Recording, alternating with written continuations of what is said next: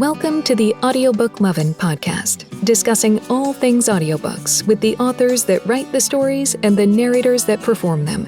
Brought to you by Viviana, Enchantress of Books. Hi, everyone, and welcome to Season 5, Episode 5 of the Audiobook Lovin Podcast. Today, I'm chatting with narrator Shakira Shute. Shakira, thank you for being here. Thank you for having me. I'm so excited. You've been on my list. I finally got you. I'm like, yes. Ooh, I love it. Yes, you've not only did you make it, but now I have you. Let's start by having you tell us a little bit about yourself, how long you've been narrating, and how you got started. Okay, well, I am British, in case you hadn't figured that out. But I've been narrating for about 2 years full time. Almost 2 years full time. And prior to that, I kind of dipped in for about a year, did 1 or 2 books whilst my kids were still at home. And as soon as they were both at school, I could get into it full time. And I am British, but I live in North America. And I actually used to be a lawyer in England, in London, before we moved over to North America. And prior to that, I was an actor in my early youth days. And after I had kids and we moved to North America, I was like, I don't want to be a lawyer anymore. I realized I would have to requalify over here anyway. And I was like, I don't really feel like I have the passion to go through all of that training again.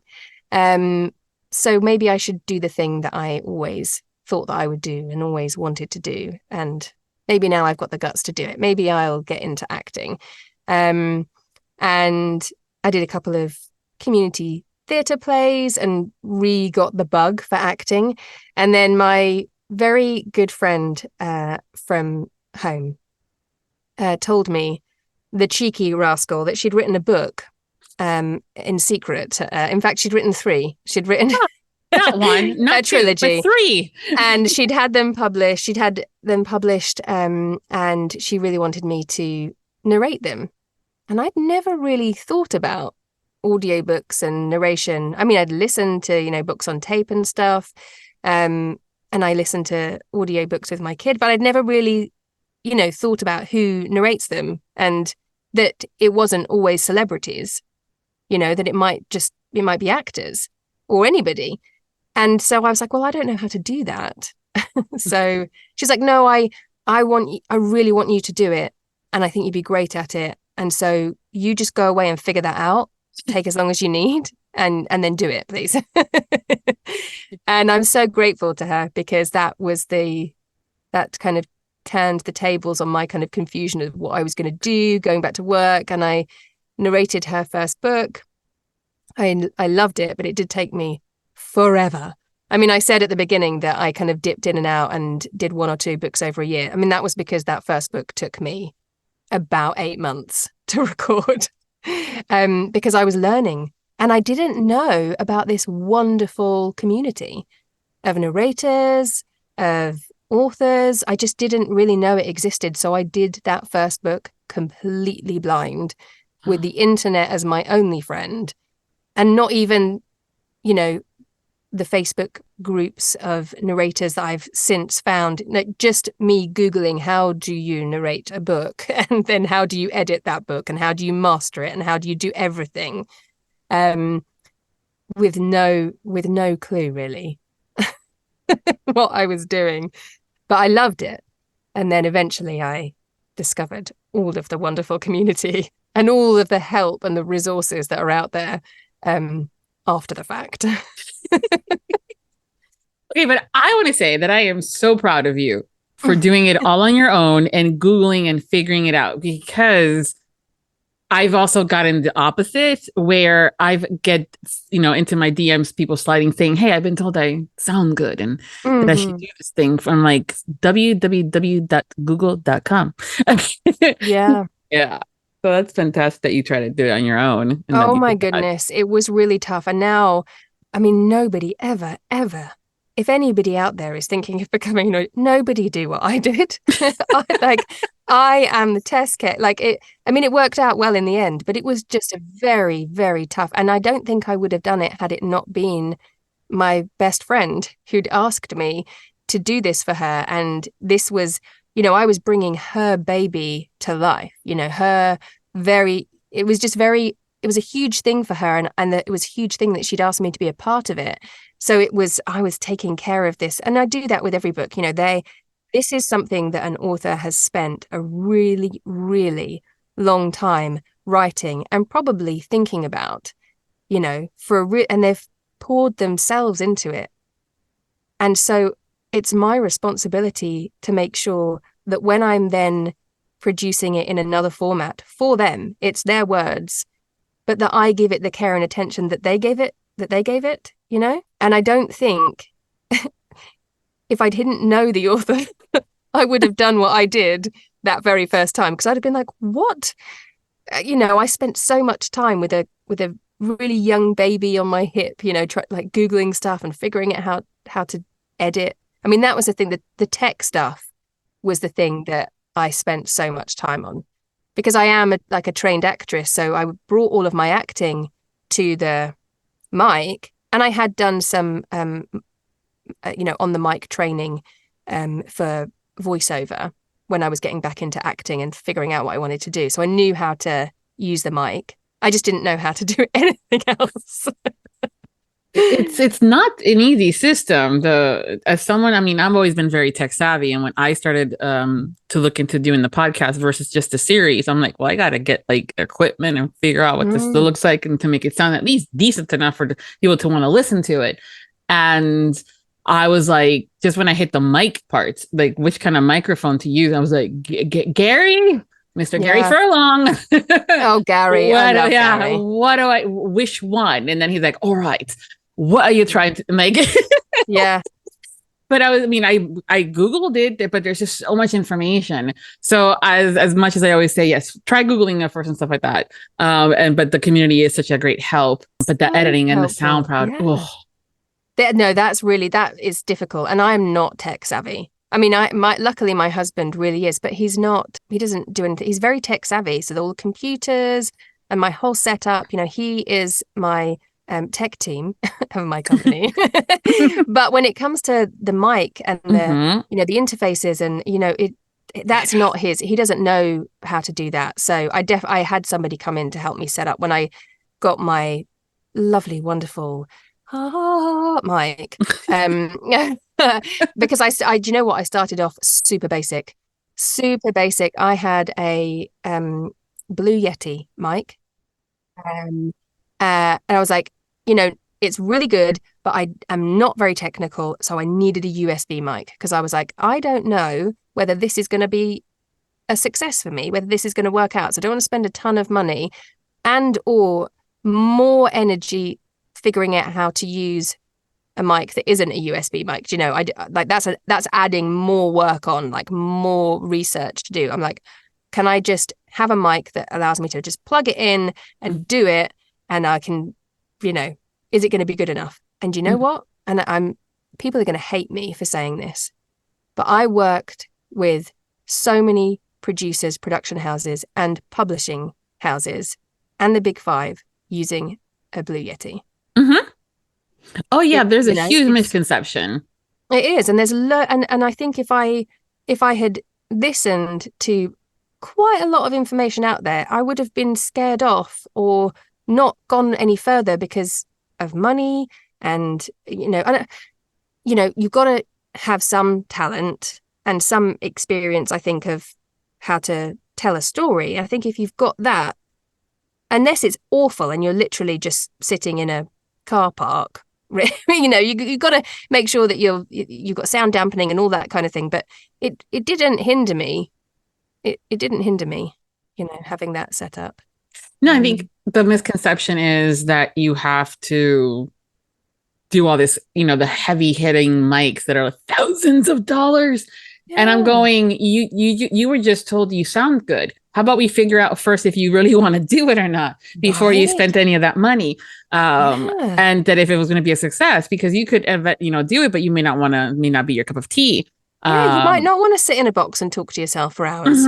Exactly. It might not be enjoyable to you. Exactly. So there's a lot of different things. And that's something too that when I was talking to Gary about it, he's like, okay, so what are your like long-term goals and things like that? Because he knows I'm a planner. And I was like, listen, mine needs to be like, I'll do the whole DOS thing if I have to, but I'm also not selling this as a book. So I'm okay.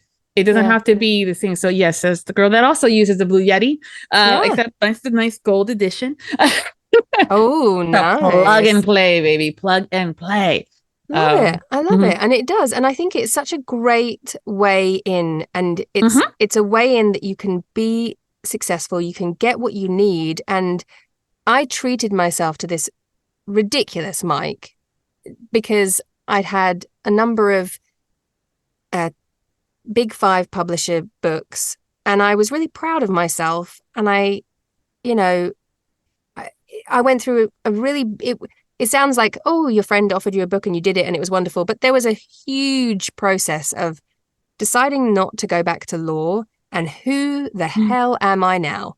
And now I'm a mum. But what else am I? Am I anything else? Am I good at anything else? It took me a really long time just to figure out that I could do something else, that this huge passion that I had when I was younger was something I might still be able to do. And I didn't have to take the second choice or the less risky choice, or, it was a big thing. It wasn't an easy process for me. And I was really proud of what I'd achieved in a reasonably short period of time, but time was kind of not the thing. It was just, you did this by yourself. And here's a treat with one of your paychecks. Like, I didn't need it, but I wanted it. And I could, and it was like so every time I get in my booth, I'm like, I earned that. I did that. Yeah. It's so scary to jump into something and anything unknown. Some people have the gumption and the guts to just completely not only just fall and jump into it, but they like take a running leap to it. They're like gun ho, and you're like, but statistically speaking, if and like all the numbers and hitting the floors and all that fun stuff and failures and things like that. So I do admire folks that can just take that leap. But I admire more so the ones that might be the overthinker, that might have to really take that huge leap and be okay. Well, if I fail, it's going to be epic, but it's going to be an epic failure. Gosh, I find that really hard. And I found it really hard, especially doing something that I love. To fail at something that you love and that you have great passion for me, was something I did not want to do.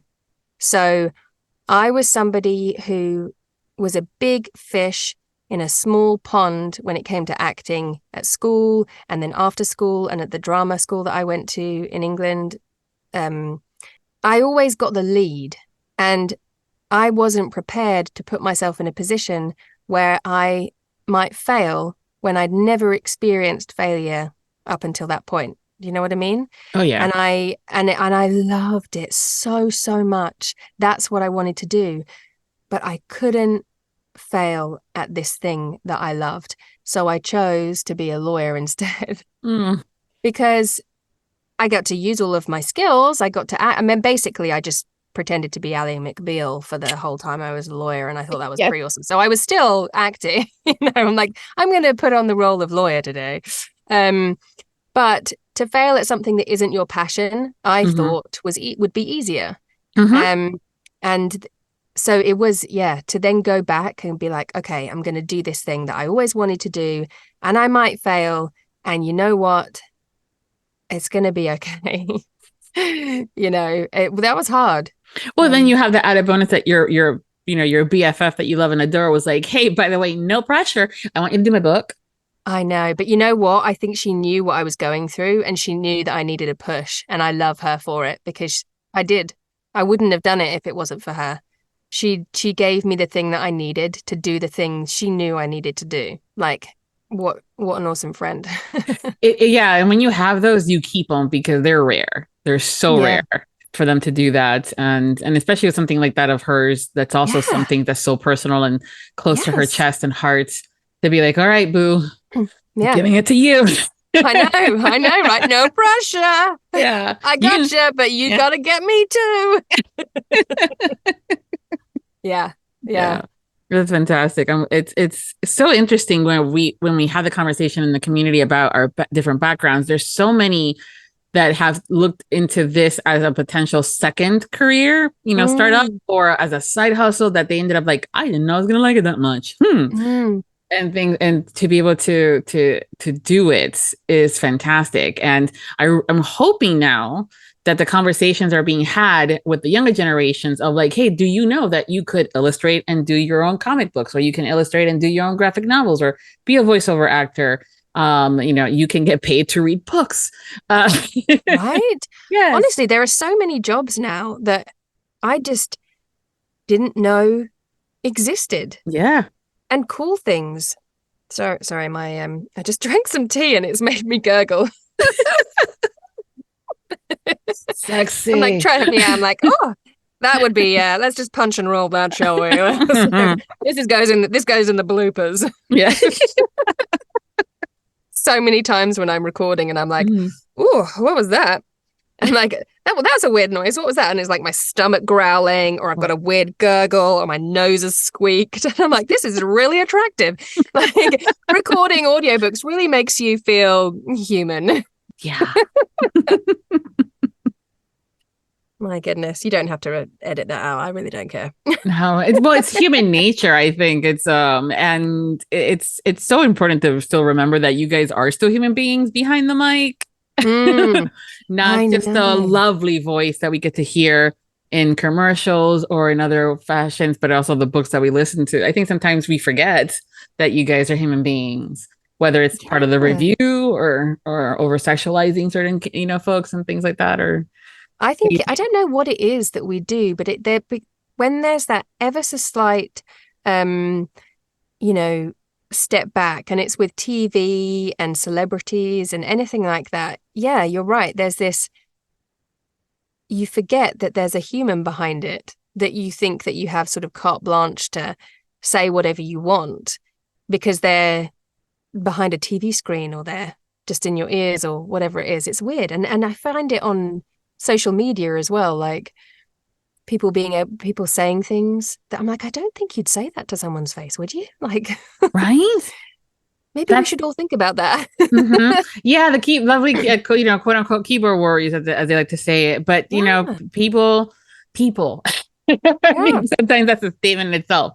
People. Yeah, and I think a lot of times the forgetting that you guys are humans and that you also were part of this process. Lately, the conversation has been a lot about how the listeners and the fans are like raving on the guy's performance, but forgetting to mention the female character that was about 95% of the book. And I'm going, guys, y'all need to do better. We all need to do better. I understand as a cis female hetero that I can insert myself as a female character, but I was listening to Shakira 95% of the book versus fill in the blank male narrator who did 3 chapters. Yeah. So I know it is tough. It is tough, but it's different, isn't it? Because I was actually talking to a narrator the other day about how the male narrators do have to put up with quite a lot of commentary that might make them feel uncomfortable. I don't know. Or maybe they enjoy it. I don't know. But I was saying, what if men were saying those sorts of things about our voices and how it made them feel openly and publicly on a social media forum? I think I'd find that really uncomfortable. And so I don't know. But then they seem to sort of enjoy it, and that's their business, isn't it? And that's kind of part of their coming into this knowing that that's probably going to happen. So I don't know, are they comfortable with it? I think I would find it uncomfortable, especially if men started sort of like sliding into my DMs to be like, oh God, I really got off on you saying whatever you said. Yes, when you say the word fuck, my nether regions just I think I had a baby right then. I know, right? Oh God. I think there's definitely a double standard, and it's part of the conversation, and that there might be a couple of different camps in the thought process. I am there is a boundary and there's a line and it shouldn't be crossed, regardless of if we feel or think or believe that said narrator is going to love the comment or enjoy it or even plays up to it sometimes. Yeah. Because there's always that one person that overtakes it and makes it, takes it too far. And then that's where potential relationships of, couples are no longer are not being questioned, or heaven forbid, accusations of misconduct are occurring. Oh gosh. Yeah. And it's just, you don't want anything like that to happen. And I think, I don't know. For me, I love it all, and I love romance so much, and I love the community, and and I think it's brilliant, and I enjoy those comments as long as it's all done with the knowledge that there's a human behind it, and, right, and it's it's respectful but fun, and especially if that if those narrators play along and it's all in good faith, and and all that kind of thing, then that's great. But yeah, there is a line, but I don't know where it is necessarily. Well, I think that's also where the conversation is having. Like, I have been like, there's one narrator, Nicole Poole, who has such a range in her voice that there's been several times where the reviews are like, I didn't know this was a multicast, and it's like, no, it wasn't, honey, it was just her. Which is a great compliment. Yeah. But there's also been times where I've sent her, and I've said it in public and behind, on the show to her face. And she knows it too, that I was like, I had to remind myself that you are Nicole Poole and you are not Simon's, male character, because damn, girl. But that's a huge compliment. I would take it. I mean, I think that's great. I really enjoy it when people say, gosh, your male voice was really hot, or whatever it might be. Because it's like, well, that was the intention. And I'm glad that you felt that, because that's what I wanted, so that's great. And, you can be fun and have an innuendo and all that kind of thing. That's great. And, but I don't know how it feels.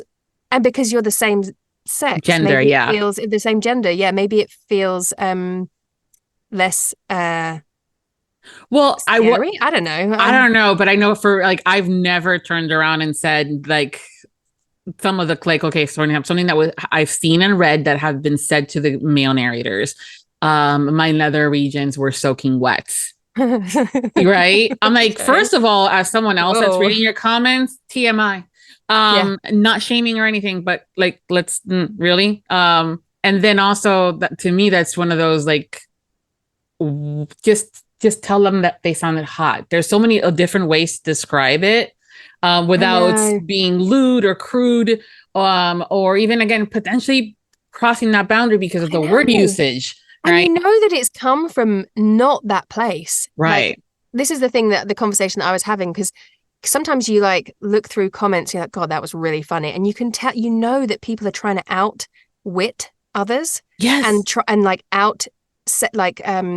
be the most extreme or the most out there, or say the crudest thing, like, and it becomes like it almost becomes not about that person anymore, and not even about what you're really saying, but you're just trying to sort of outwit and say the funniest comment and be the sort of kind of crudest, and you realize you've just forgotten that you're in a public space and that you're still talking about a person, and you know that it hasn't come from a place of any kind of, well, hopefully no one's trying to make anybody feel uncomfortable. They're just trying to say something funny and make people laugh. And then you're like, oh, but yeah. Again, if I wouldn't bust it out in a cafe, if I would have been like, hey, Shakira, your guy voice is fucking hot. That's something I would tell you at a cafe. Yeah, I'd be like, thanks. Right? But I don't think I would ever bust out with, hey, Shakira, that guy voice, my nether regions were soaking wet. No, I know. I kind of feel like the only person that can ever say things like that in public is Miriam Margolyes. And I feel like that you should, she can say it, and really, can she? But she does. Yeah. I love her so much. Yeah. But, you know, that's the kind of thing she would say. And everyone's like, ooh, and she says it in public. Yeah. And you're going, oh, where are the cameras? We're like, oh, yeah. we're being thugged. Again, to me, it's just the whole concept of like being just, you know, there's a way to say it. You know, I'm thinking it. I'm not going to lie, you know. Right. Yeah. I mean, we're all thinking it. But at the end of the day, you know, Joe Schmo, whatever, is still a human being and, you know, deserves. I would rather talk about the performance. Like, my God, when so-and-so said that line and they were gutted, I'm gutted and I'm not a crier, but I was fucking crying. I know. You know, that's the kind of thing that I would much have a conversation about versus my nether regions. Well, right. Because again, if you flip it and a guy slipped into my DMs and was like, you know.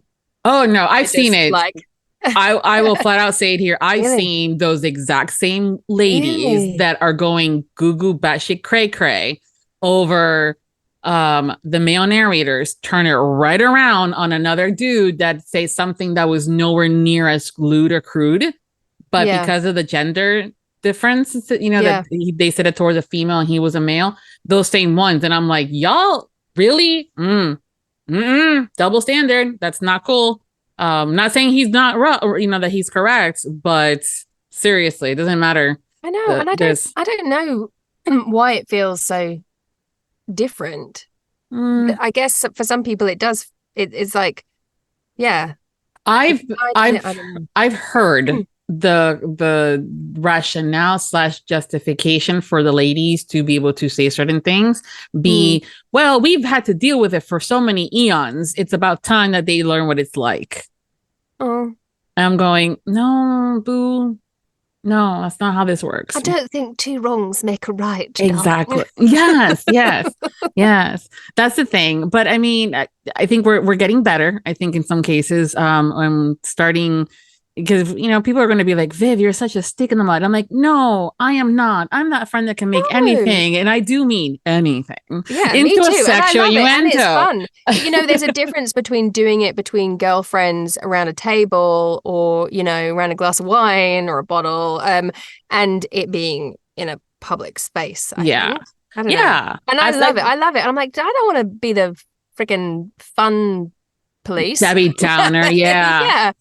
But I don't know. I think it's worth thinking about, isn't it? It's worth having in the back of your mind when I think it's part of the conversation that we're having. And I think that part of the conversation is, I think it started with, you know, making sure that we include the ladies in our reviews. Most of the time they are 95% of the work that is being in our earbuds as far as the performance goes, but they're also producing the book 95 out of 10 and having to, you know, wrangle the cats that are the male narrators that do not reply to emails.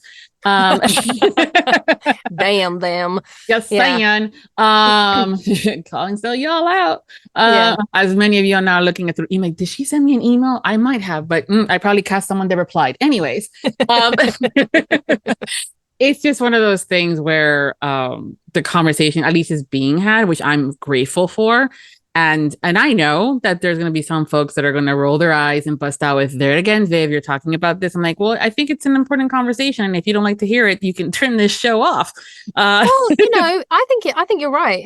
It's great to talk about it. I think it's important to talk about, and it's important because everybody does have different opinions. And, you know, that's why you have a conversation, isn't it? Because I don't think I'm right. I don't know. This is what I think. I like having conversations with people and learning something new and learning a different perspective and seeing it from, you know, that's the whole point, isn't it? Conversation to try and hash stuff out and figure it out. And but it's so funny with that when you're talking about, you know, the female narrators often doing a larger portion of the book. I have been burned on a couple of times because at the very beginning of my career, when I started doing the first couple of dual narration books that I did, and it says dual, so I'm like, okay, it's probably going to be 50-50. I mean, I didn't know. I just didn't know anything.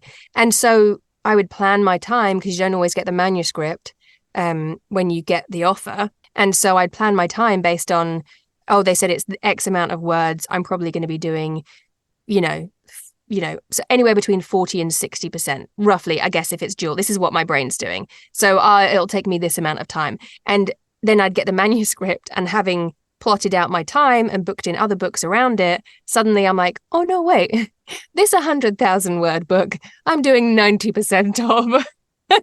Or I had one that was all me, and the male narrator, but it was a duet. The male narrator just did the dialogue, and I hadn't realized that was going to be the case.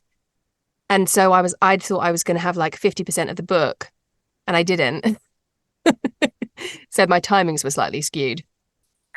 I think it's definitely also a conversation that the authors are looking at when it comes down to creating their titles into audiobooks. It's figuring out what that division and, looks like.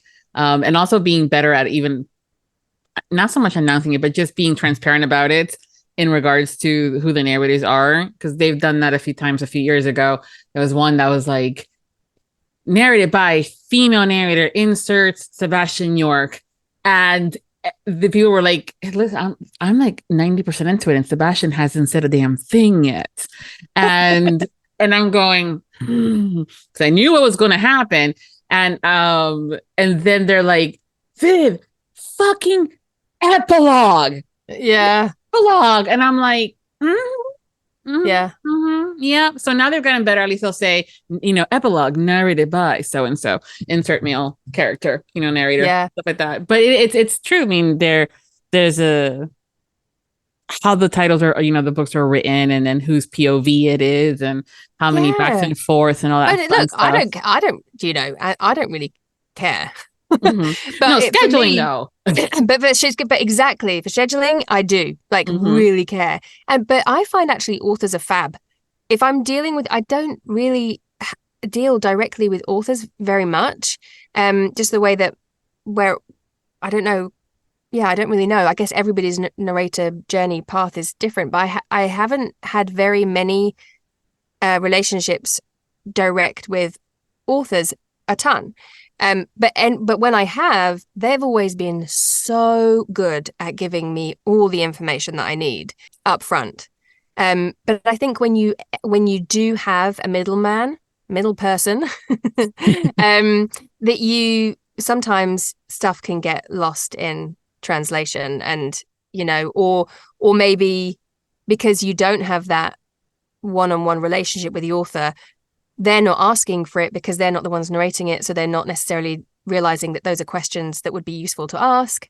And so when you get given stuff from production companies and publishers, it isn't the whole package. And then there's a whole, well, some publishers don't want you to talk to the authors, so then you have to go through them, and if they don't think that it's a question that's worth going to the author about, I don't know how it quite works at that end, but when I've dealt with authors, I'll know how much my word count is and I can schedule it properly.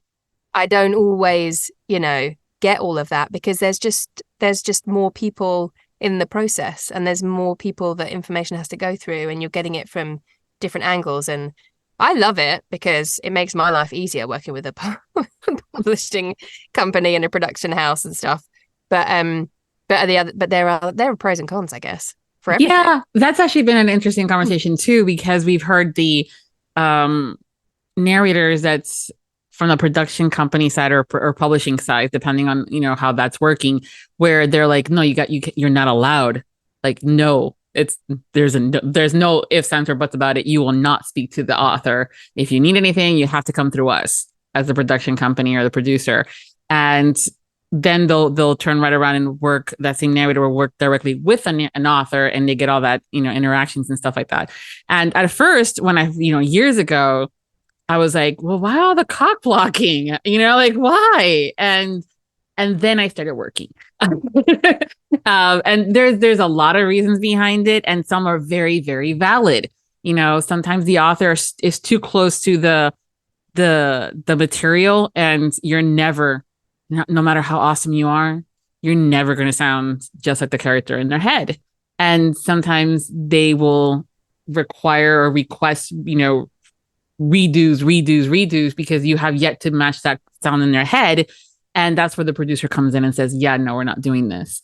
And you don't have to be the bad guy, and things like that. I can't hear you. Ooh, can you hear me? There you are. Oh my goodness. Sorry. I was like, what is happening? I couldn't hear you. And then I totally lost connection. Can you hear me? I can hear you. I'm so sorry. You're fine. Hey, listen, at least I realized it and I'm like, wait a minute. Yeah. She's not saying anything. Yeah. No, we're Sorry. good. Again, no, that's fine. For a second, I'm like, what did I touch? No. I lost connection, and I couldn't hear you at all. And so anyway, I think that we're back in the room. Yes, I think we're back. They're lovely editing. So you had said your thing, and so I started with that years ago. I always thought like, yeah, why all the cock blocking from the production, houses / publishers between the narrator and the author? And then I started working more in depth in the thing. And part of it is the authors are so close to the material. It's their baby. And they don't really know or think that, you're never, ever going to sound exactly like that character in their heads. Yeah. And it's easier and I think better when some of them may do it, some do not, some don't care. And they're more hands off, but others are very adamant about specific things. And that's when the production house can at least protect you guys. And that's the thing. It is really nice to have that level of protection. Yeah. It really is. Because like you say, if they've got a very specific idea in their head of how someone's going to sound, but they've already chosen you and hired you, and so you're sort of choosing that person's talent and their ability to do their job. And so, the moment that you have already agreed and then are like, oh, can you just change this character's voice? I really thought that they should sound like this. And you're like, it's never happened to me, but I can imagine just being like, oh my gosh, that person speaks on every single page of this 400-page book. Like, that's a lot of pickups. I don't know if that kind of thing's ever happened. Yes. But, oh gosh. Oh. Yes. That would just be my nightmare. Like, what? Yes. It's also happened when the narrator has done a fantastic job on those first 15 minutes of audio for us to confirm that, yes, they are the one. They are the one. And then we get their audio clip and I'm like, why the fuck are you phoning this shit in? Damn it. I know. It's like, this is not what you sounded like. This is not what you gave me first. You lied. Well, there's that, isn't it? I don't know how that could ever I don't know what's going on there. Yeah. So many different things. But again, human error things and stuff like that, our moods and stuff like that, which is also where the production house and the production company is good on both fronts from a protection perspective. Just keep everybody, it is nice to have that. But and who knows? And it may be that on these projects, the production house didn't have that information. So they, and I feel like, everything, I always assume that everyone's doing the best that they can and no one's deliberately holding back information to make your life hell or anything like that. I feel like if you go into everything just assuming that everyone's trying to be helpful and everyone's there to, no one's trying to stab you in the back or anything, then it makes your life a lot nicer. I don't like this narrator, Shakira. She's a pain. I'm going to not tell her that it's a Russian accent. Until she gets to chapter 55. I know. I did recently have a book where there was a Russian accent in it. And I was like, no one told me about that. Good job I can muddle one together a bit. But yeah. Yeah, that's always the thing when conversations about prep also starts about, the importance of reading through the book and figuring stuff out like this, or having the author provide you with a list of, or the production house in some cases, provide you with a list of, hey, X accent or lists or anything like that that's specific to the character, because you don't want to find out that he does have a Russian accent in chapter 55 and you gave him no accent or an Irish or I don't know, from the blank kind of thing like that is always, but that would be just mean. I don't like Shakira. Yeah, or you don't like always. Yeah, I don't like. I'm not going to tell her. Just see what she does. Make her squirm. Like, I don't know. I think that I always read through the book. Always, so I never get those issues. But I'll often. I'm really bad at kind of packing my schedule in quite tightly. I think it's because I'm a newbie still and the fear of saying no to stuff. Although I'm also not somebody who never says no because I can't. I have 2 young kids and there's only so many hours in the day and I need my sleep. So I don't work I can't work through the night and I like to have my weekends free so I can hang out with my kids. So when I say that I'm like fully booked, that's my fully booked for me. right? And it might not be somebody else's. Somebody else might be able to do, bloody everything. Bastards. They can do everything. But I can't. But I'm booked, and I do pack things in so that I can get as much as I possibly can done in the time that I do have. So I was getting some coaching the other day, and they were saying that they read their books, maybe like a month or so in advance of when they're scheduled to record it. And I was like, whoa, really? Often I don't have the book that far Right. out. I was going to say, they're lucky that they even have the book. Sometimes the author's still writing it the week before you get it. I know. I was like, what is this magic? But I was like, that makes me feel shitty because I don't do that. I'm like, I'll be reading it the week before, or maybe like the weekend before. So I keep my weekends free from recording if I can most of the time. So then the weekend before I'm due to record something, I'll read it. It also means it's fresh in my mind. I've just read it. It's right there. And I know there are also people that record multiple books at the same time. I can't, because I'm so invested. I mean, I'm not method, but I feel like I'm as close to method as you can be without being a method actor. Like, I'm just in it. I need to be in it. And that's who I am for that period of time. So I can't do 2 books at the same time because I'd forget who I was.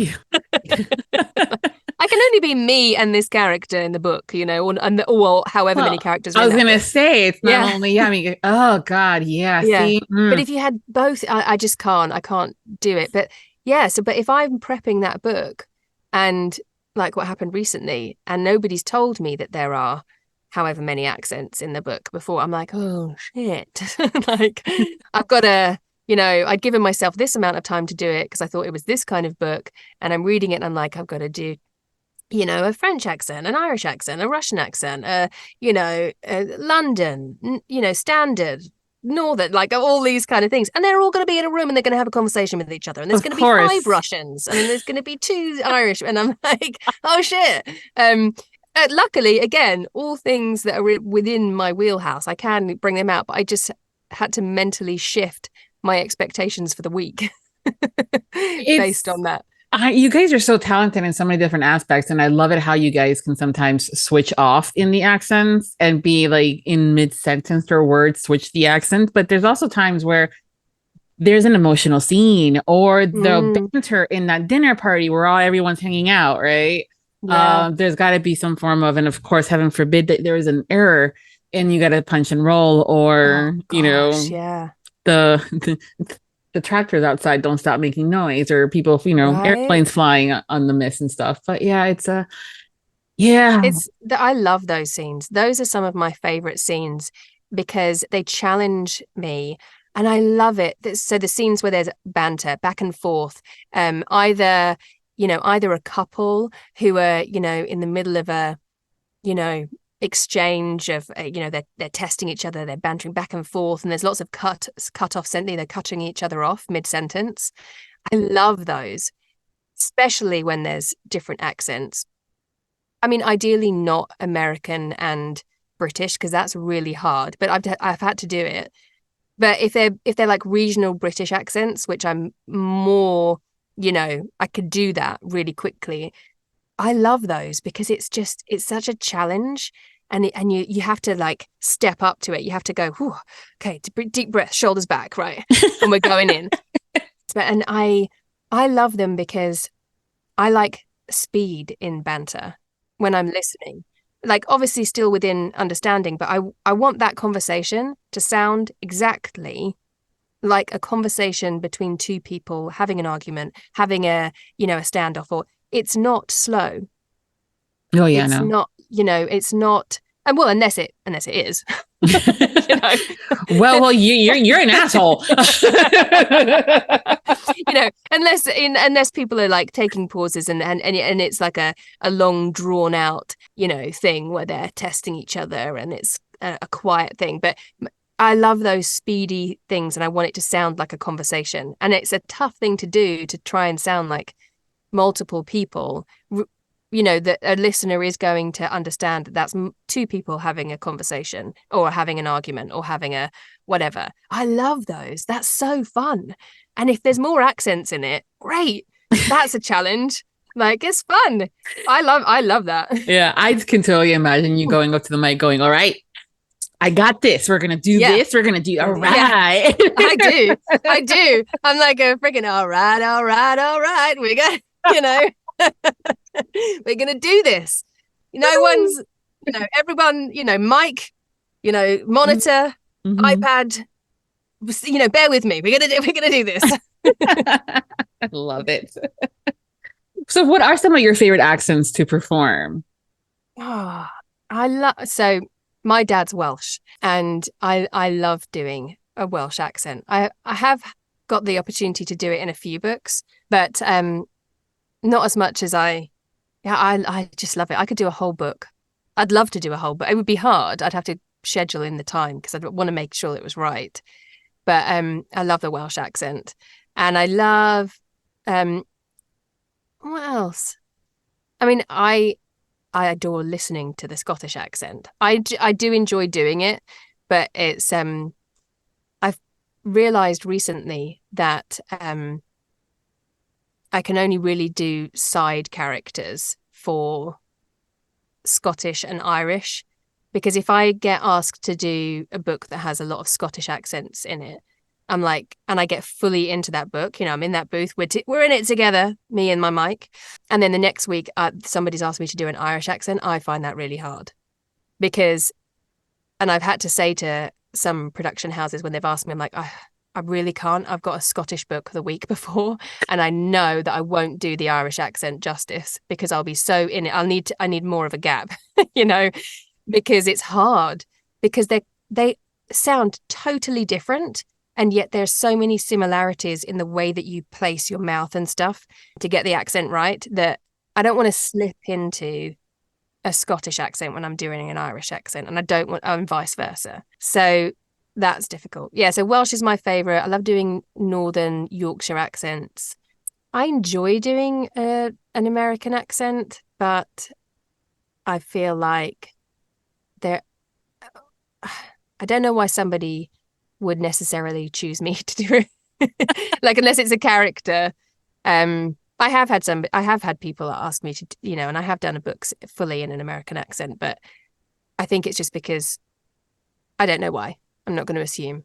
Well, I mean, they obviously thought I was good, but it was very hard. Mm-hmm. Well, I mean, there's been certain times, that's where we're talking about the accents and about having, that one character that's Irish, and it's not a problem when they're just the best friend in that first book. But then what happens? Some, the author may have forgotten to tell you, or they had absolutely no plans to make this character have their own HEA, and then all of a sudden, yes, book 7 is all about that guy that it's an Irish accent, and you've done all the books in the series, and you're going, okay, great.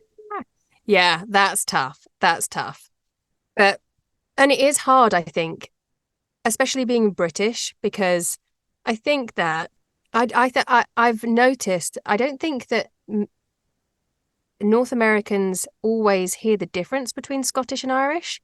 And so often as a British person, I'll hear a book and they genuinely think they're doing a Scottish accent or an Irish accent or whatever, and they've done the other one. So I think maybe I should care less. Maybe I shouldn't, they can't hear the difference anyway, so I can do whatever.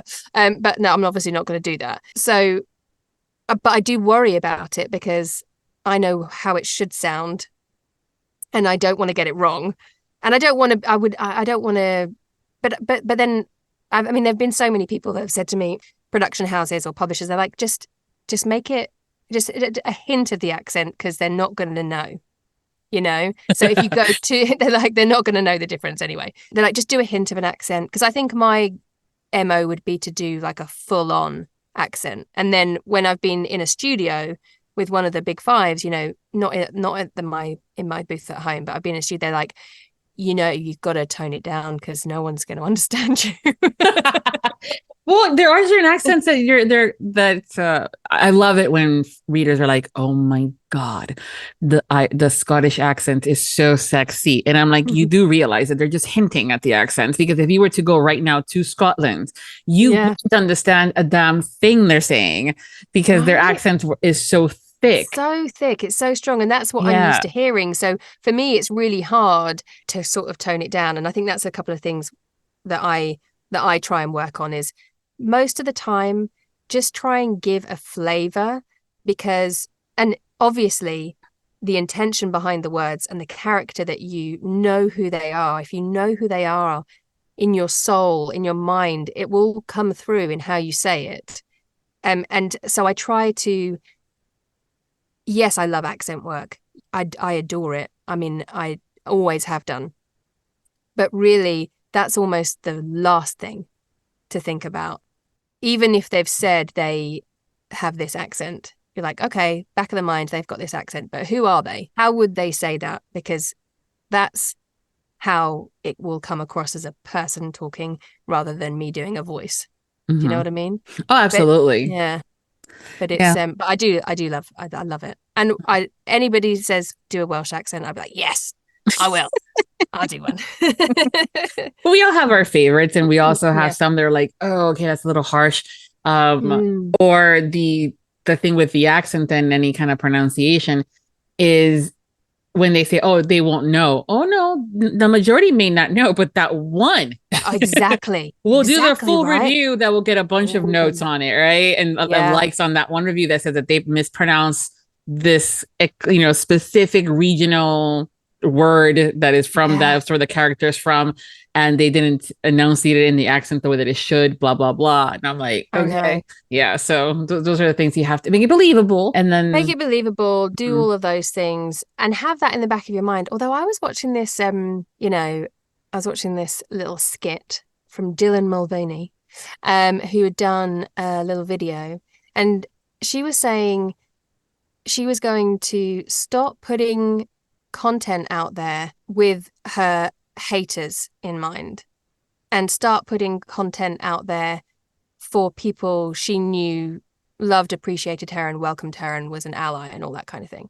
Oh wow. And I was like, wow, that's actually a really powerful thing to do, because yes, we need to make sure that we are being correct in our pronunciations and do the best that we possibly can to make sure that we are portraying this character and this book in the right way, and do all of our due diligence. But don't think about the haters and that one troll who's going to pick up on something that you may or may not have got wrong whilst you're sitting in the booth. Do it for the people who love it. And there's going to be people who are going to pick it. You're going to get something wrong because we're human. But don't perform with that person in mind. Perform with everyone else in mind. Yeah. And I just thought that was pretty cool. It is. It's a little hard to do too sometimes, because we as humans can't stop to think about. We can't. Oh, wait until this person sees this, or oh, what else are they going to say now? Or just when things die down and there they go again, blah, blah, blah. I know, it's so hard. And you could get like 100 reviews and they're all 5 stars and 1 star. And I am going to be thinking about that 1-star review. Yeah. That for the whole time, regardless of how distorted that ratio is, but that's human nature. But I just thought that was, I'm always going to say that to myself now, and just try and have that as kind of like a mantra of like, yeah, okay, and they can have that opinion and that's fine. But the majority of people said this, and they just keep that in mind. And it's really hard to do. I think I'm going to have to remind myself every day, probably multiple times a day. I may have to add a sticky note to my monitor for that, because I'm going to borrow it. It's hard, but I think also too, when you do it with the fullest intent of doing it as close to perfection as you can, and you've done the work to make sure that the pronunciations are as close to it as possible, all that stuff, versus you kind of like calling it in. I think that's also where the differences lie. Is if you're doing your due diligence, and you said it, we're all human. We're going to mess it up, So and someone may not catch it in post production. There's just so many different factors. of it may There are not even so have many. been your Yeah. own fault. You know, it could have been like, no, I didn't get the pickup for that Kissimmee. I thought I got them all. So yeah, And there's so many different factors, and there's so many people and that go into making an audiobook. There's just it's a whole process, and everyone's doing the very best. Like I was saying, yeah, no one's going into it going, I'm gonna fuck them over by not doing this properly. Like, no one's doing that. Everyone's going into it wanting to do the best that they can and wanting to put the best product that they can out there. And so it, you know, and yeah, I mean, why am I talking to trolls? They're just going to do it anyway. But like, if everybody went about life just thinking, assuming the best of like that most people have the best intentions, then maybe, you know, maybe life would be better. I don't know. But like, you know, it just, you know, if everybody just went into it, like before you put pen to paper / fingertip to keypad, you know, just, do you have the best intentions when you're doing this? And if you don't, then maybe don't do it. I don't know. I once had a pickup packet where I was doing a character in a multicast in an American accent, and I had said, you do know I'm not American, and also am I the best person for this? And they were like, yes, please put an audition in. We'd really like you to hear you. So I did, and then the author really loved what I did, and I got the part. And I was like, great, okay, well, and I did it, and it wasn't a huge part, but I had the same number of pickups that I would have for an entire book for this very small section, because I had got fully into the character, and then occasionally in dialogue or whatever it was, and at the speed of it, I just missed those R's, those American R's occasionally. So I did that. I was like, that's fine, it's my bad. I'd gotten into the character, and like I said, I put the accent to the back of my mind, and I just slipped up my thing, and I knew it was going to happen, and I did my pickups, and it was all good. But there was one pickup where I had said, I'd said wander instead of wander, and I didn't know that you needed to say them differently. And I was like, gosh, you know, and I said in the pickup, I was like, I mean, I know they're spelt differently, but do you really say them differently? I can't hear any difference. And I'd be like, I don't know how to, I'd literally said in the pickup, I was like, I don't know how to do this. I'm going to try again. I'll try really hard, but I can't hear any difference. So I'm just going to do the best I can. And they came back to me again. They were like, I'm really sorry, but it still sounds like wander. And we really need you to say wander. And I was like, I honestly don't know what's going on here. And I was like messaging my American friends, like, do you say wonder and wonder differently? Because in England you don't, and all this kind of thing. And then eventually I went back to my husband. I was like, this is ridiculous. Did you know that Americans say wonder and wonder differently with the A and the O? And he was like, are you serious? I was like, what do you mean? And he was like, you're supposed to say them differently in English as well. Like, it's wander and wonder in English. And I was like, what? And I had to literally like go back on my hands and knees crawling to the editors being like, I am so sorry that I've made you do this work and you keep coming back to me. And I've been like, I don't hear any difference. It's wonder and wonder here in England. You Americans are freaking weird. Like, I was like, I'm so sorry. I'm such an idiot. I'm so embarrassed, and like hold my hands up. I'm an idiot. I didn't know. So I didn't do like enough due diligence because I genuinely thought that they were always said the same. And so, you know, when you think something, you think a word like mischievous and mischievous. Yes. If somebody's always thought it's mischievous, they're not going to check the pronunciation because they don't think that they're wrong. They're not questioning it. You know, and then somebody has to come back to you and be like, you do realize you've been saying it wrong your entire life. And you're like, what? Yeah. Those words that we think are specific in one way because of, you know, regional usage or just mispronunciations. And we're like, oh my God.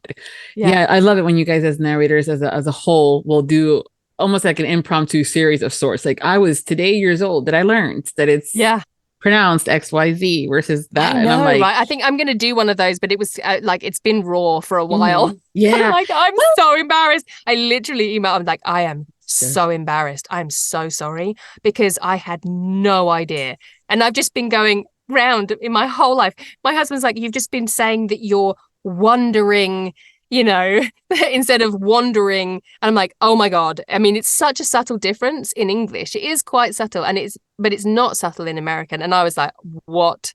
I am an idiot. Mm-hmm. Well, that's again because of the accents. And it's similar to like when it comes down to being like bilingual, and there's certain words that I will pronounce specifically in a one way because I'm phonetically saying them as if they were in Spanish versus English dialect that eats certain words and letters and all that fun stuff. And I'm like, no, okay, that's not how we say it. How do we do this and stuff like that? So, and then other times I've been completely spot on because of that. So yeah, it's a hit or miss. Yeah. And I think, you just got to be humble with it and just be like, hold your hands up and be like, yeah, I made a mistake. I'm so sorry. Yeah. Like I am. But again, that's like going through life with just a little bit more grace. Like made a mistake.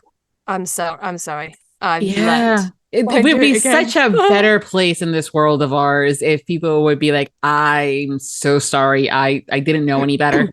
I didn't stop to ask, fill in the blank. I just didn't know any better. And now that I do, I'm going to do better and not do it again. But no, people refuse and we're all human. We make mistakes. No. I'm like, yeah, you do too, but it's okay. We only have responsibility of ourselves. But I love that, those moments are funny, but at the same time I'm going, oh, I'm so sorry for that editor. I know, right? Especially, luckily, this only happened twice. Like it was only 2 pickups. I just had to do them like twice. Yeah, that's good though. I mean, you made it sound like you made it also sound like you had like the whole book to redo to some extent because of that. Well, I did have not for that. I had quite a lot to do just because it was in another accent, and it made me realize I had done other books fully in an American accent, but I think I'd done them for like British production houses or British authors, and so it was less of an issue. And this one was very, they wanted it to be right, and I hadn't realized that maybe I hadn't got a lot of things right in those previous ones because it wasn't as important, or maybe the person who was editing it was British and they didn't hear it either, so I don't know what it was, but I'm glad that this one now is going to be totally right. But it's made me think, I don't think I should do this very often. Like characters, fine. A whole book, there are loads of Americans that could do it. Well, honestly, I'll be honest, there's a whole lot of Americans that think that they do a really good British accent and they do not. Well, this is the thing. And like British people are so judgmental of Americans doing a British accent. Like British people really like pick up on it, and they can hear it immediately. There's very few people who do a good English accent who are American that would fool us. Like Gillian Anderson, I think, is obviously one, but she's like dual. She is both. She could just choose whether she's American or English, can't she, Gillian Anderson? Like she just is fab. But there are a few people, and I'm like, so because I have that innate judgmentalness of being British in my head, I'm like, so why am I putting myself in a position where, I would think that I could be up against an American when anyway, whatevs. It's so funny. Well, there's been times too. I mean, I love seeing the story where there was a review that said, oh my God, the review said something to the effect thereof, and their Irish accent was so not believable. How the heck they thought that was going to be a good Irish accent. And the narrator was Gary Furlong, who is Irish. Oh my gosh. He told me about that, actually. He told me about that when I met him at APAC. We were chatting and he told me about that story. I was like, I know, it's just ridiculous. It's so funny. Well, the same thing was said about one time about Shane East. Oh, his British accent is so unbelievable. I don't understand why anybody would think that he's British. And I'm like, probably because he's like the most British person. I know. So yeah. No, he's great. He's an awesome person to work with. I feel like I did one book with Shane, and it wasn't through his production house. We did a book for Penguin. It was Never Fall for Your Fiance, and he contacted me after that book And ever since then, he has, gotten me work. What an amazing guy. I owe so much to him. He's just fantastic. Like, he went out of his way to find out who I was and contact me after we did this book. And we've worked together a ton. Like, how awesome is this industry? How awesome is he to do that? Like, I'm super grateful. I adore him. He's great. He's very funny. A lot of times people think like he's not because of the British prim and proper, what we think and stuff like that. And then sometimes I'm like, well, the conversations I've had with him at one time or another, they were kind of funny. And he just has a sense of humor. But no, I think it's smart to have that network within the community, especially when you have a specific niche. Like in your case, you are actually British. There are not that many narrators out there that are British. I mean, I remember one time he said, Viviana, do we know any other British narrators that are male? Because I can't do all the books. And I'm like, so it happens I do. Here's, John Hartley. And, they worked with each other, and he's done a number of books for Shane under his production, but also referred. There's a being able to make these connections and have the conversations and say, hey, I know someone is fantastic. I love that about this industry. It's so unlike, I feel like it's so unlike any other industry, that just genuine want to help others, and there not being this competition, like even between female narrators and male narrators, there's never, or I have never experienced anybody say, I'm not going to tell that person because they might get it and I won't, it doesn't, everyone's just so nice and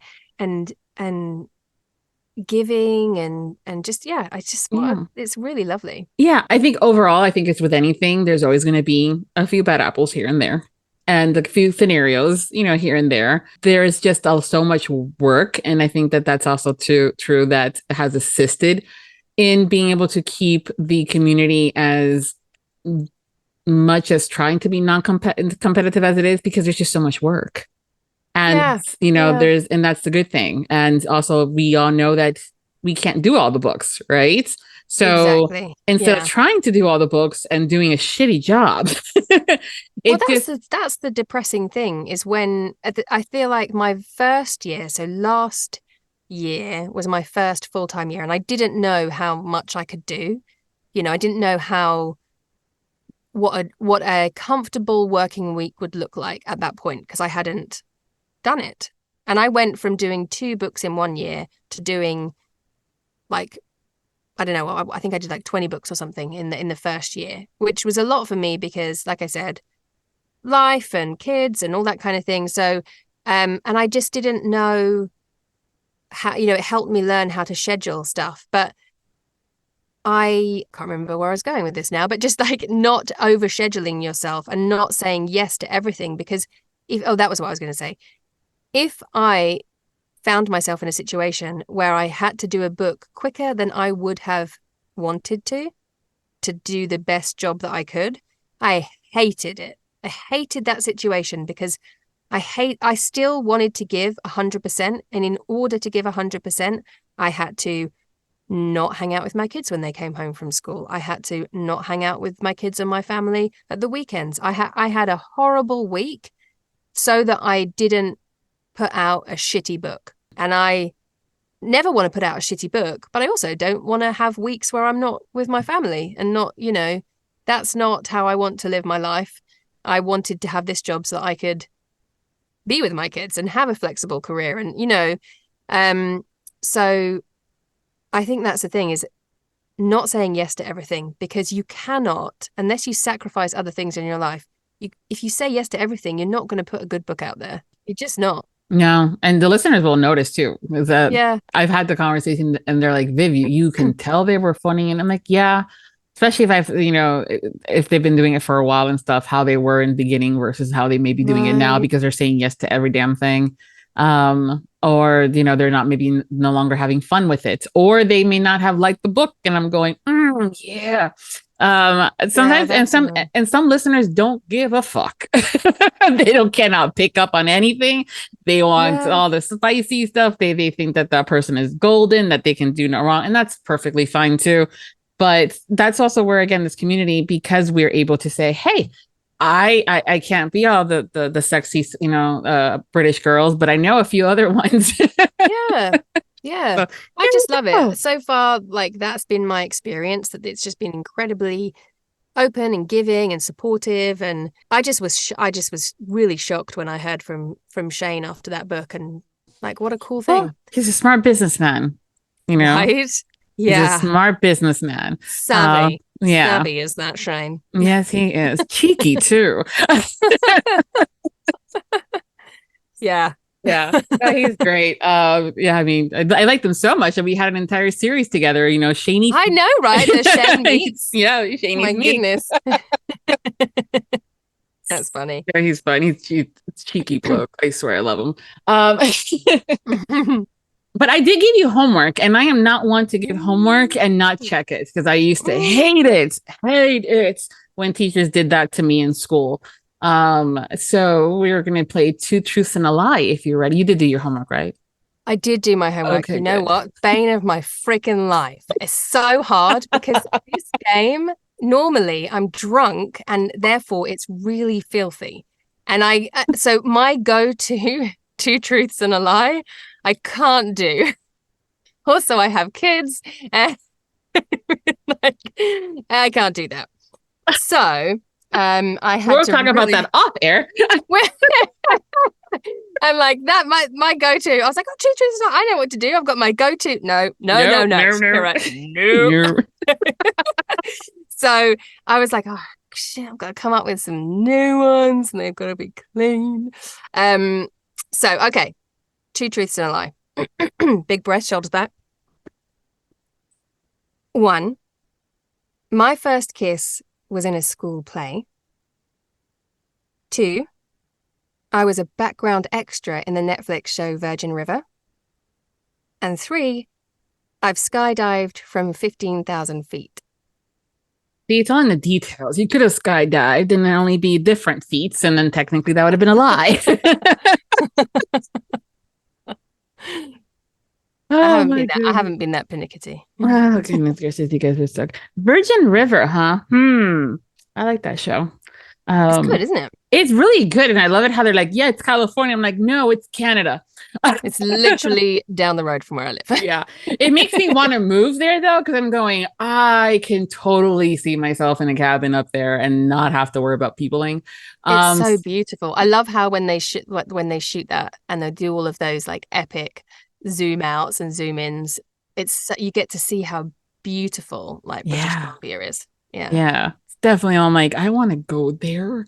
Because I don't want to go to California. No offense to my Californians. All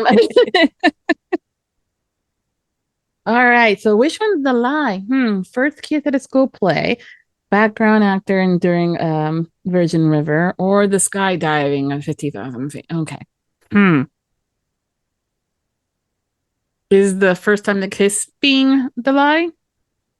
That is true. Okay. Sadly. That was a play where I had to kiss 3 boys. Damn, girl. I know. And I hadn't had a proper kiss ever before. And I was quite old. I was like slow start. But that was really embarrassing. Oh no. So is the skydiving then the lie?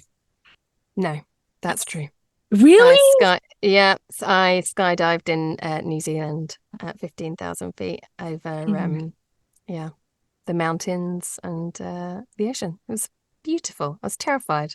See, I was gonna rewatch the whole thing and see where I can find Shakira, and I'm like, I wish I had been an ex. In fact, I wish I'd been a lead in friggin' Virgin River. They film it down the road from me, and I always am like, if I walk past, if I take the dog for a walk, maybe they'll see me and be like, she'd look good on this show. I'm like, that's not how it works. Damn.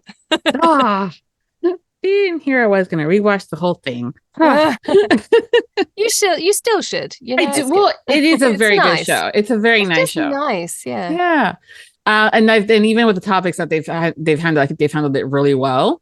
So it's always nice to bonus it as, based off a book series. So I'm like, yeah. But all right. So that's the lie. Okay. Yeah. See? So the lie is I've not. I mean, it's a wish, but it is not the truth. Goodness. Okay. See, well, skydiving, that's another thing. I'm like, statistically speaking, I'm like, I would love to try it, but I may have to have some inebriation or with someone that I'm like, if I die, I will come back and haunt you.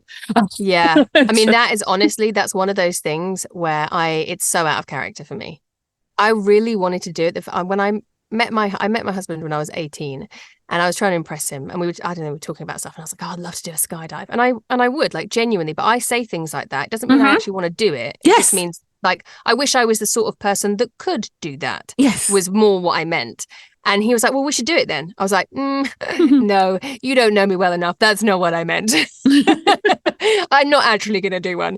And then like years later, we went on our own like little sabbatical before we had kids, and like we're changing jobs and stuff. And we went to Australia and New Zealand for a few months. And when we were in New Zealand, he was like, well, if you're going to skydive anywhere, we should really do it here. And you have said you've always wanted to do it. And I was like, oh. And there were like 3 options. You could go from like 9,000 feet, 10,000 or 11,000 or whatever, or 15,000 feet. And I was like, well, clearly we're going to do the 9,000 because why would I go to the highest one? That seems ridiculous. And then he was like, but if you're only going to do it once in your life and you really want to do it, why don't you just do the epic one?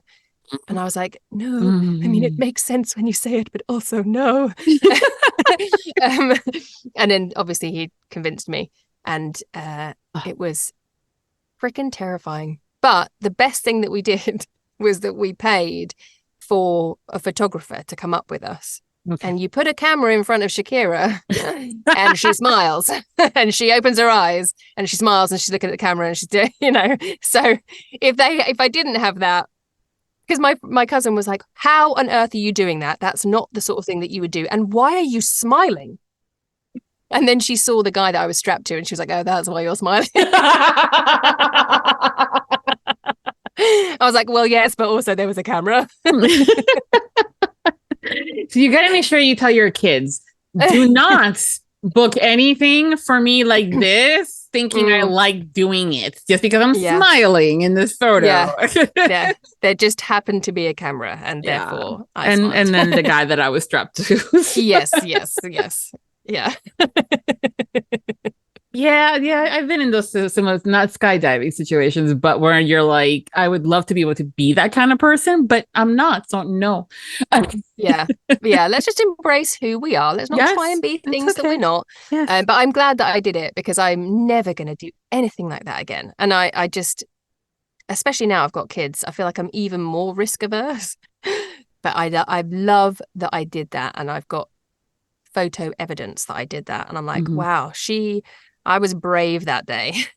She was brave that day. That day, she was brave. Yes. I did that one thing once. Yeah. It's interesting how we just look back on things. We're like, I cannot believe I did that. I still remember my mom's reaction to seeing the picture I sent her of me standing in the clear glass in Chicago, in that what formerly known as the Sears Tower. I think it's been renamed since then, where you're literally up in the sky and you go out in a box that's just really supposedly strong glass, and you have everybody beneath you. You have the whole floors. And my mom's like, Viviana, why? It could have been. I'm like, Mom, clearly I wasn't thinking of all the catastrophe that could potentially be underneath a foot. Seriously, but look, I look cute. I love it. Now I'm like, I don't know. It wasn't that long ago either, but I'm like, I probably would. Now, since then there's been stories about things cracking. So I'm like, no, I'm glad I did it when I did it. Yeah. And before you had the knowledge. Ignorance is bliss. Isn't it? In so many cases. Oh, goodness. I could talk to you forever. I know. I'm sorry. I do talk a lot. I did say at the beginning, I will talk a lot. No, I love it. I love it. It's been so much fun. But before we go, I do want to have you tell us what you're currently working on and what is coming up next that you can share. Right. Okay. Well, what am I currently working on? I've just finished a project, which, when you ask these questions and your brain just goes blank, I'm like, I knew what I was going to say to you, but what actually have I been doing for the last week? What have I been doing? I have been doing some awesome things I've been doing some awesome things for Pink Flamingo. I don't think I can say what it is, but it does involve some gangsters. It's London based and very awesome. And what else? And I'm about to start working on some stuff for Podium. A lot of these things are under my pseudonym, which I'm open about. So all of my dark romances and spicy romances are under my pseudonym, which is Evelyn Rose. And she's busy at the moment. She is busy. She's got a lot of things in the diary. There's lots of dark mafia romances, gangster things. There's some reverse harem that's coming out soon. Again, I don't think I can give you any titles, but my goodness, that girl is well satisfied by 4 men on a regular basis, and there's no let up. Every chapter gives you everything you could possibly want and more. I've just done 2 books in a reverse harem series, and again, I don't think I can tell you. Can I tell you? No, I can't tell you, but they are. Whew, I mean, that is some heat that's going on there. And those guys are hot. And they, fully satisfy her.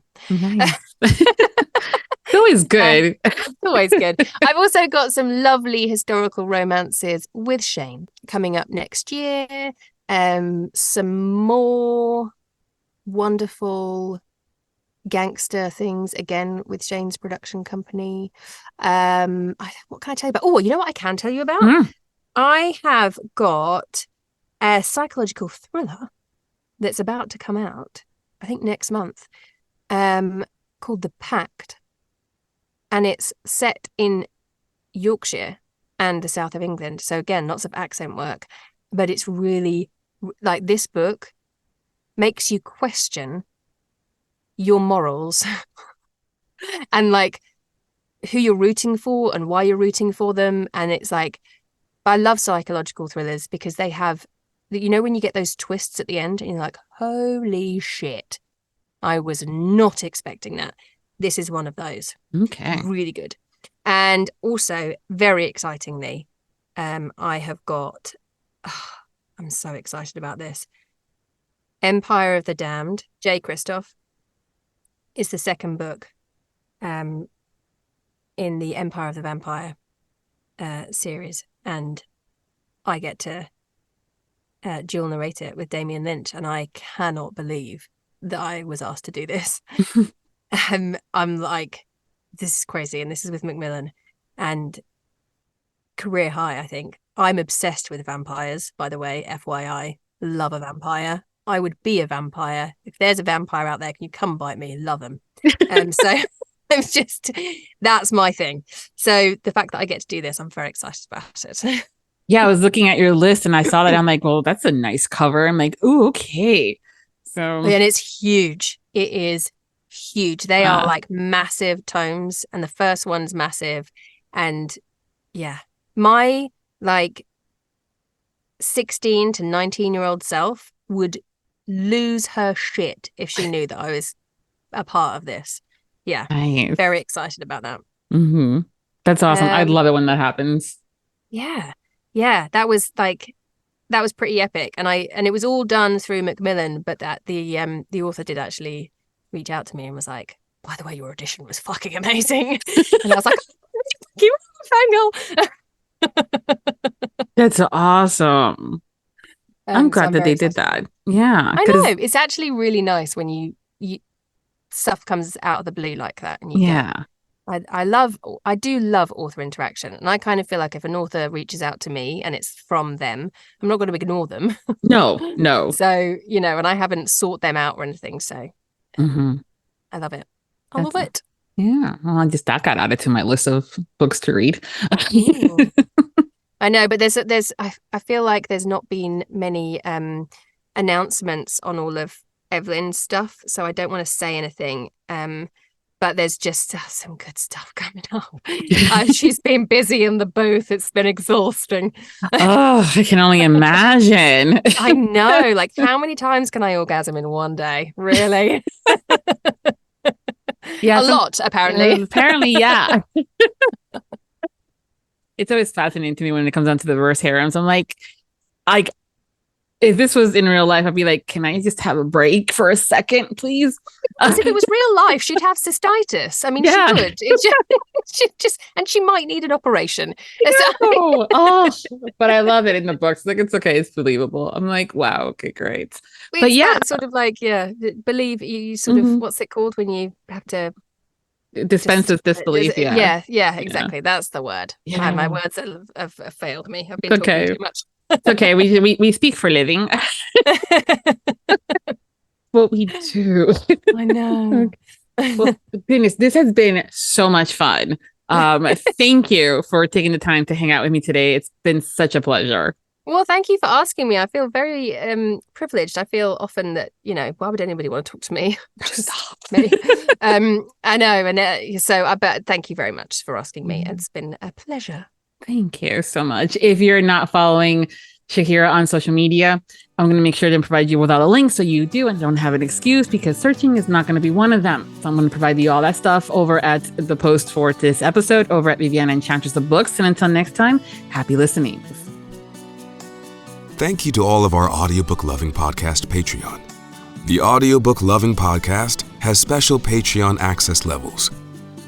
Join today to receive benefits including early access to episodes, shout-outs, special exclusive content, and much more. Support the podcast by becoming a Patreon at www.patreon.com/audiobookloving. We thank you for your support. Thank you for joining us on the Audiobook Lovin Podcast, hosted by Viviana, Enchantress of Books. For links and more information discussed in today's episode, previous podcasts, or the Audiobook Lovin Series, please visit our website, vivianaenchantressofbooks.com. If you enjoyed today's episode, please leave a positive review wherever you listen to our podcast. Until next time, happy listening.